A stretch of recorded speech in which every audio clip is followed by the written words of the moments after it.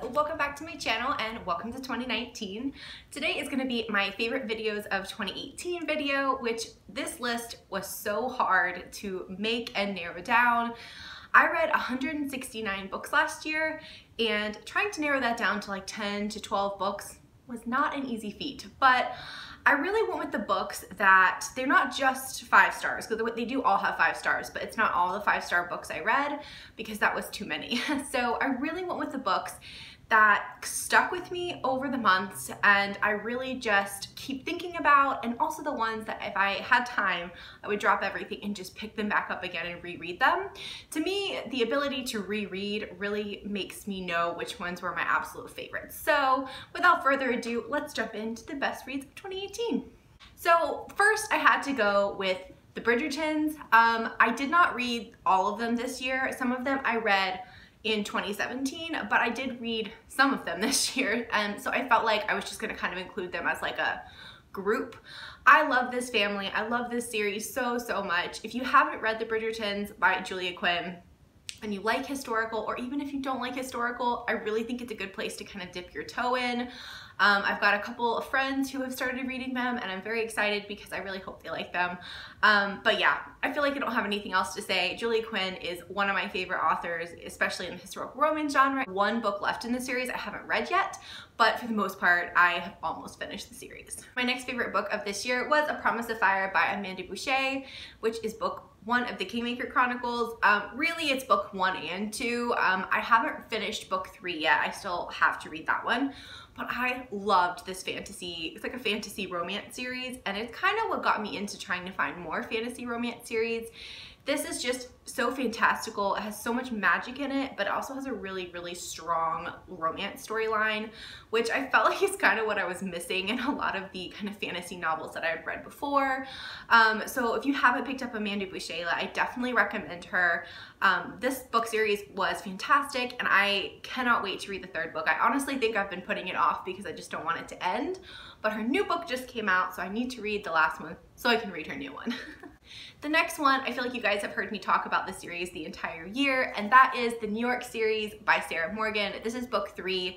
I haven't finished this series yet, but I read the first 3 books in the series.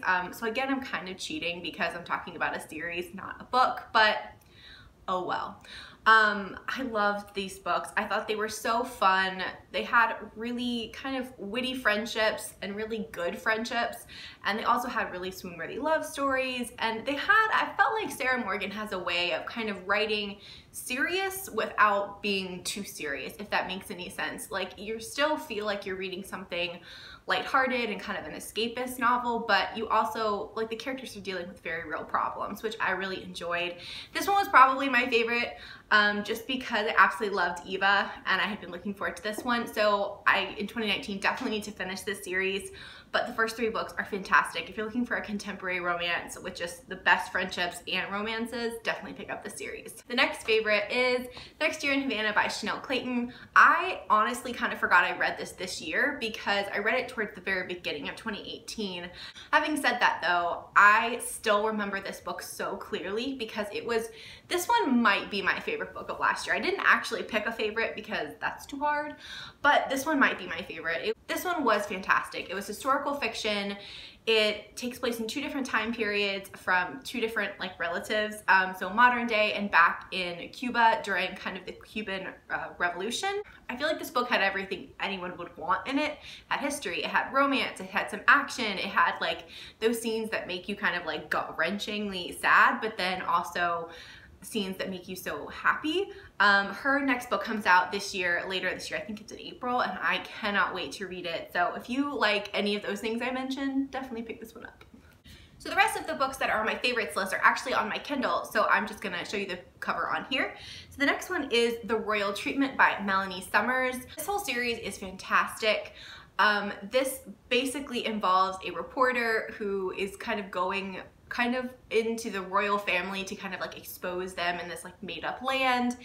and basically she kind of ends up falling for the prince, but there's so many hilarious things that kind of ensue. I think Melanie Summers is a fantastic writer, and I loved all 3 books in this series. If you like royal reads like me and you're still kind of caught up in the whole like whirlwind of it, definitely give these a try. I think they're ones that I haven't heard too many people talk about. I definitely think they deserve kind of more readers, and like I said, if you haven't, pick up The Royal Treatment by Melanie Summers. I think they're so cute. I kind of think they are also what kind of reignited my love of like a royalty romance, because after reading these, I picked up a lot more this year. So next favorite was Colty by Mariana Zapata. This is the second book I read by Mariana Zapata, and one of my goals in 2019 is to definitely read more of her books because I loved both of the ones I read.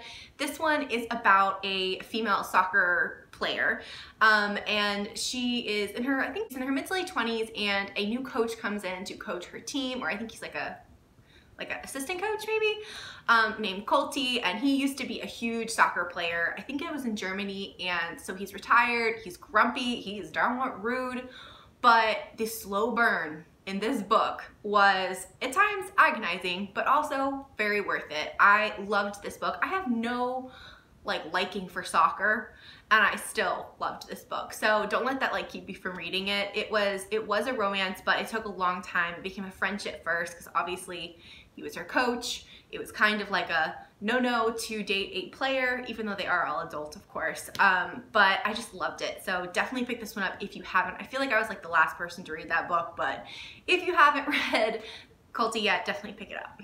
And the next one, I feel like we see a theme here, is Nordic King by Karina Hale. This book was book 3 in her, I don't remember what it's called, but it's her books about the royal family in it. For this one, I just really enjoyed reading it. You know when you have a book and it was just a really enjoyable reading experience, and I loved the characters.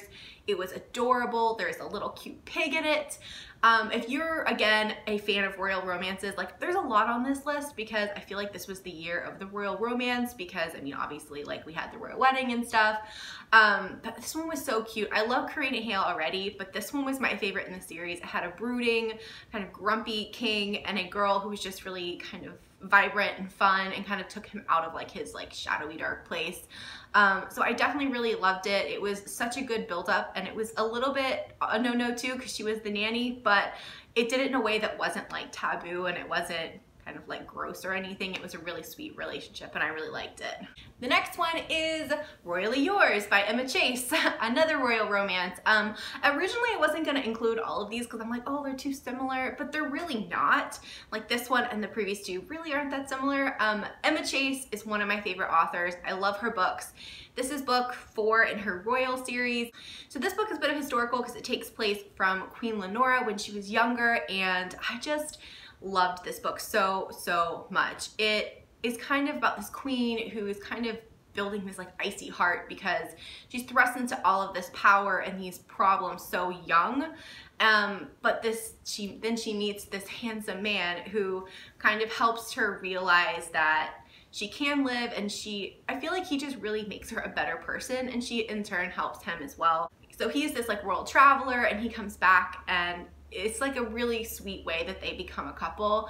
So I'll let you read that, but definitely if you haven't read this book yet, pick it up. It was phenomenal. The next one is The Wish Collector by Mia Sheridan. Mia Sheridan is an amazing author as well, and I have loved a lot of her books, but this one was really special. Just one of those books that had magic and had a little mystery. It had some historical flashbacks because there's kind of this curse on this house in Louisiana, and I just felt like it had anything you'd want in a romance. It was definitely a bit of a I don't know, a bit of a Beauty and the Beast because our main character had some scarring, and he was definitely very broody. And I just loved the way their relationship developed. It was one of those books that I just really want to reread already. So if you haven't read The Wish Collector, definitely go pick it up. I felt like it just, even reading the back of the book or me telling you anything doesn't really give it justice. It was so beautiful of a love story, so definitely go pick it up. And the last book I actually don't have because I think I borrowed it on Kindle Unlimited and I returned it, but I am in the process of trying to buy a physical copy. And that is Magnate by Joanna Shupe, which is historical romance, and it takes place in New York in the early 1900s.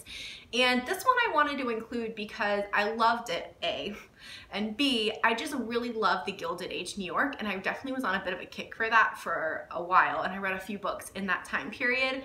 So I wanted to include it because I loved the story, I loved Johanna Shupe's writing, and also it just really reignited my love of like different time periods and got me so interested in New York in that time. So definitely pick that one up. I'm sorry I don't have like a cover to show you, but it was fantastic as well. Alright guys, those are my favorite books of 2018. There were so many more I could have included, but I think these were the ones that really stuck with me and were my favorites. Please let me know what your favorites were, because I would absolutely love to like read or pick up some of those.